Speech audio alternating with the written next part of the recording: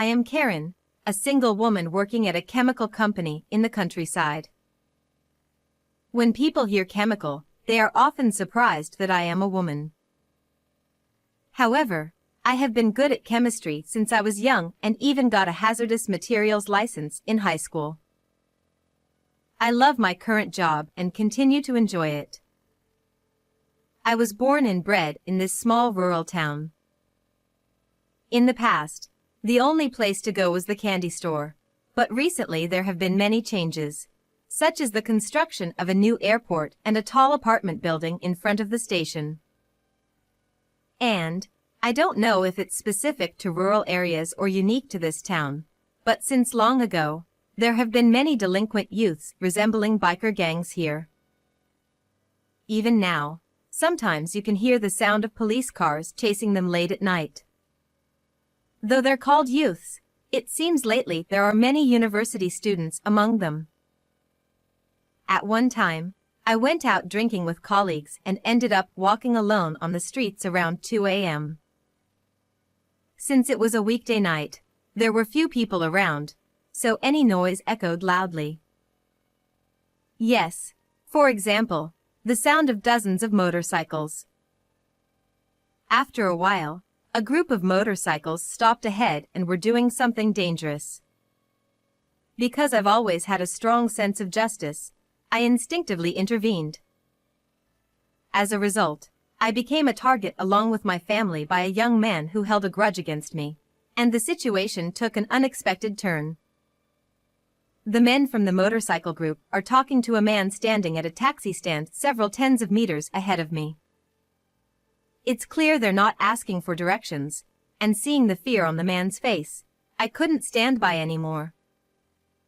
I put my phone, which I had been using, back into my pocket and approached the motorcycle group. "What are you guys doing?" At the sound of my voice, the men all turned around simultaneously. They appeared to be adults, definitely over 18 years old, and I quickly understood they were probably university students in their early 20s, grouped together as a team. The momentary distraction caused by my call allowed the man to run away. Then, one man glared at me as if he had lost his prey. Probably the leader among them, he scanned me from head to toe as if sizing me up. "You, woman, don't stick your nose into this." He spat out those words. The other men around him smirked and chuckled. For a moment, I felt in danger, but then suddenly the sirens of a police car blared. I'm not that foolish. As soon as I realized the man was being extorted, I immediately called the police and kept the call connected. After a brief questioning, I was released.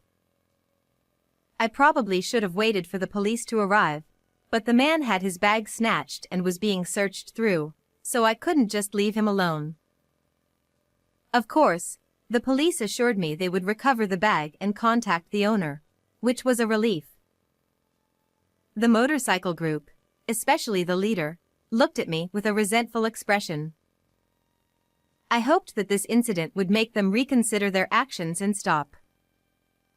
Some time had passed, and I was sleeping at my parents' house when I woke up to a loud noise. It was the sound of something breaking and the laughter of several men.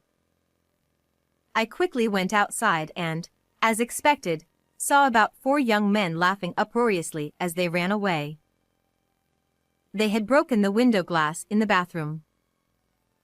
Our family home is quite old, and perhaps due to its aging condition, the window was easily broken. Fortunately, since it happened late at night, no one was injured, and my parents were sleeping safely in their bedroom away from the bathroom. I felt relieved, but at the same time, memories of that motorcycle group from earlier came to mind. Until now, we've never experienced such harassment, and my parents aren't the type to provoke anyone's grudge. So, it seems the perpetrators targeted me specifically. If they had targeted me personally, it would be a different story, but my parents have nothing to do with it. While feeling frustrated about this, I decided to call the police and have them come to inspect the scene. The next day, a contractor came and managed to repair the damage, but the repair costs were quite high, which made me sigh. And then, the following night, I had anticipated they might come back, but it happened sooner than expected. This time, instead of breaking into the house, they were trying to enter the fields behind my parents' house. I could see the fields directly from my room, so I spotted the men. Bastards. I muttered to myself and headed to the fields. On the way there, Oh crap. the startled voices of the men echoed. When I got to the field, I found one man lying on the ground twitching, while his mates looked bewildered and didn't know what to do. He's been electrocuted. Are you okay? Seeing him collapse, I became concerned and shouted loudly. Oh shit. The other men abandoned their electrocuted friend and fled in a panic. The man lying on the ground had fainted. His eyes rolled back. Clearly, this was the result of his attempt to trespass into the field. So, I had no choice but to wait for the police to arrive. When the police and ambulance arrived, the man was taken to the hospital for treatment. While being questioned late at night, we received a report from another officer who accompanied the man to the hospital, saying he had regained consciousness.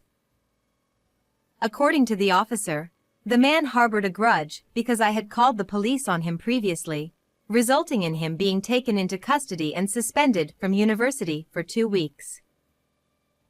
The man himself had a motorcycle license, but some of his companions did not, and others were driving under the influence of alcohol.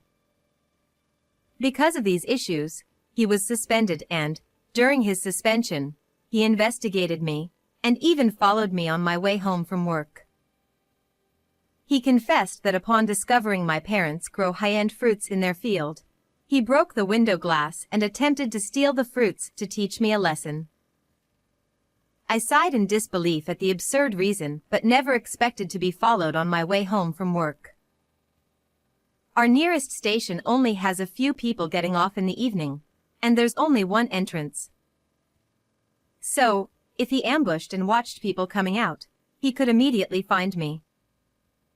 I couldn't believe he would go to such lengths out of spite after facing consequences for his own wrongdoing. However, a few days after the incident, the man showed up at my house with his parents in tow. I expected him to apologize for breaking the window glass and trespassing, but instead, he made a shocking demand. Without any warning, the doorbell rang at my house. When I answered, I saw the leader from that incident standing there with his parents, all looking fierce. Confused about what was happening, the parents said, You electrocuted our son. That's assault. We're demanding compensation. They caused a commotion. Huh? Wait, don't you know anything about what happened? Upon saying that, the parents briefly showed a puzzled expression. However, they immediately blamed me and the situation returned to how it was. Taken aback, I looked at the man. He laughed through his nose and sneered at me, sticking his tongue out. Apparently, when questioned by his parents about the suspension and the police contacting them, I was called a thief and pushed to an electric fence when I just wanted to buy fruits. Before that, I was just riding with friends, but we were called a motorcycle gang and reported to the police. He explained with nonsense.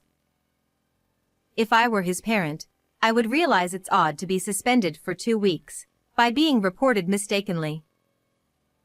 However, these parents, who clearly favor their son, seem to blindly believe his story. They've already hired a lawyer and are demanding an absurd $30,000 in compensation. The figure lacks any rational basis, and it's even questionable whether they've actually hired a lawyer. As I frowned and glared at the mother and son, the mother unexpectedly slapped me. If you don't pay, we'll take you to court. Just so you know, my grandfather is a well-known politician, and people like you from the countryside can be dealt with in an instant. She smirked proudly. My family and I should be the victim in this case. Why are we subjected to such mistreatment? There's a saying, like father, like son, which perfectly describes this parent and child. Perhaps, the parents had no common sense, so the child became like them. Let's strike a hard blow to this family, who boast rudely by taking advantage of the power of their politician grandfather. Well, prepare yourself. I won't hold back anymore. Rubbing my slapped cheek, I said, "Wow, this is quite swollen, isn't it? Isn't this assault?" Ha! I was just giving back the pain my son received, that's all. The mother retorted angrily with her face turned red. I don't see how it's fair that I should suffer the consequences of your son's actions when he got caught on that fence to begin with. Just so you know, it's your son's fault for getting caught on that fence, and he was trying to break into the fields to steal fruits. So why should I be the one to be blamed here? I said so. But, the parents still believed their son. Especially the mother. She refused to listen to anything I said. So, I invited them into the house to show them something. What I had to show them was footage from the time of the incident. The reason I had such footage is because my parents' house actually has many security cameras installed. My parents grow high-quality fruits for a living. Our fields were vandalized by thieves in the past, so we installed security cameras around the house and in the fields, as well as electric fences. I explained while showing them the footage of the day when those men attempted to trespass into our fields. Upon seeing the footage, even the parents couldn't deny the truth and got frozen. The man's expressions grew increasingly stern. Ignoring them, I showed them the footage from a few days before that day. This footage is from when we had a window in our bathroom broken. It's just a few days before your son got electrocuted, isn't it? Look, your son's face is clearly captured in the video. We were planning to claim the repair costs for this incident as well, so I'm glad you visited us here. I said with a sarcastic tone and chuckled, and then his parents started trembling. I thought they would finally realize their son's wrongdoing and scold him, but it didn't happen. Carrying such a strong current that can make people pass out is attempted murder. Then the son, who had been silent until then, chimed in. Yeah. It hurt like hell.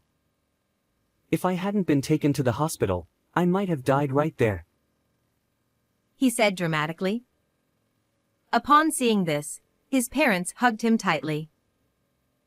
Leader's mother, you must have been scared. They comforted him with these words. I was thinking about what rubbish sketch I was witnessing. That fence is merely for keeping animals away. Even if it carries current, it just crackles a bit loudly and it's not strong enough to cause a human to faint. As I calmly explained this, they got frozen. Actually, the doctor who examined him mentioned that he likely fainted due to the shock of the electricity, causing his brain to create a false sense that he got a high-voltage electricity. After being taken to the hospital, he didn't require significant treatment and woke up on his own. We have the statement from police interrogation, medical examination, and testimony from the contractor who installed the fence. It has been verified how much current flows through it. It has been determined that there is no harm to the human body, and no fault has been found on our side. Upon hearing this, they fell silent, seemingly having no words left to respond. Still, the mother persisted. You're immature against a university student.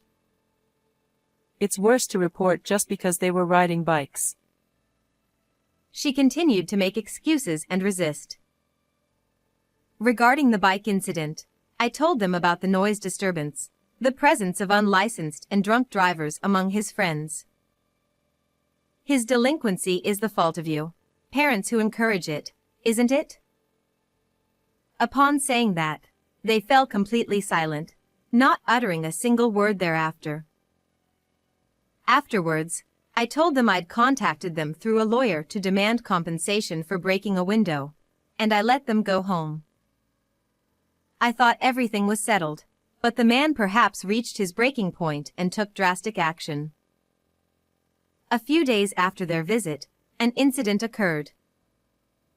On that day, I was taking a weekday off as a compensatory holiday and relaxing at home. Suddenly, there was a commotion outside. I heard my parents shouting in panic and a man's angry voice that sounded familiar. I headed to the field, having a bad feeling, only to see that man laughing uproariously while spreading some liquid in the field. The field was in chaos, and all the fruits that were about to be harvested were ruined. My parents, who were just about to start working, had found the man trespassing and destroying the field in broad daylight, and they were telling him to stop. Even from a distance, I was shocked by the devastating scene. I couldn't tell what liquid the man was spreading, and an unknown fear gripped me. If it was gasoline, it could lead to an unavoidable disaster, and there was even a risk of the fire spreading to nearby homes. "Hey, what are you doing?" I shouted, and the man turned around and said with a creepy smile on his face, "I'm going to burn it all down. If the field is burned, you can't do anything, right?" Then he pulled out a lighter. My parents let out cries that sounded almost like screams, but I noticed something when I smelled the liquid. Without that distinctive odor, the likelihood of it being gasoline or kerosene was low. I looked at the discarded can that likely contained the liquid. And then, I realized. If you want to burn it all down, why don't you do it? My outrageous statement shocked my parents as well. However, seeing that I remained composed and considering my profession, they didn't say anything. He seemed to regard my words as a final act of resistance, and attempted to ignite it, but it failed to catch fire. Unable to understand why it didn't work, the man looked bewildered. So, I, who works at a chemical company, explained it to him. "I bet that you bought the oil at the supermarket, right?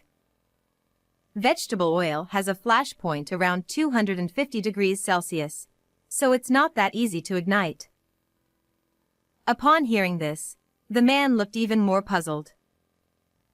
At that moment, the police, likely already called by my parents, arrived and promptly apprehended the man. He had resisted violently, resulting in his arrest for obstructing official duties. And then the man asked, "How did you know it wouldn't burn?" So I replied, "It's because that's my profession. Most people would think it would catch fire, but not me." With that, he looked frustrated as he was taken away to the police station. Afterwards, the man was charged with property damage. Due to the severity of the incident and the fact that it was a repeat offense despite previous warnings, he got convicted with a suspended sentence and was also expelled from his university. Moreover, if it's just compensating for broken window glass, it wouldn't cost much. However, if it's about damaging our field, it's a different story. It included the costs of restoring the field and compensating for the ruined fruits. Also, the covering of the damages for failing to deliver to the stores we had contracts with was added up. The total costs far exceed the arbitrary amount of $30,000 that the man's parents proposed to me. When my lawyer showed them the legal documents detailing the damages and compensation, those parents were reportedly shocked and taken aback. After being expelled from university and returning home, the man apparently worked tirelessly day and night to repay the damages his parents had covered. Besides, his politician grandfather decided to sever ties with that family, considering his own dignity. Their relationship was probably superficial. As for me, I have been living in relief and enjoying the peace I finally got back. Since then, I've noticed fewer sightings of motorcycle gangs, which has made life more peaceful. I didn't have any hobbies, so my only enjoyment was going out drinking. When I attended a gathering organized by my friends, I met the love of my life. After dating for 2 years, we got married. I don't have any knowledge of growing fruits, but it turns out his family runs a farm. Being the second son and not planning to inherit the family farm anyway, he agreed to live with my family. My parents are delighted to have a successor son-in-law. Now that the field has been restored, I'd like to support my family business from now on.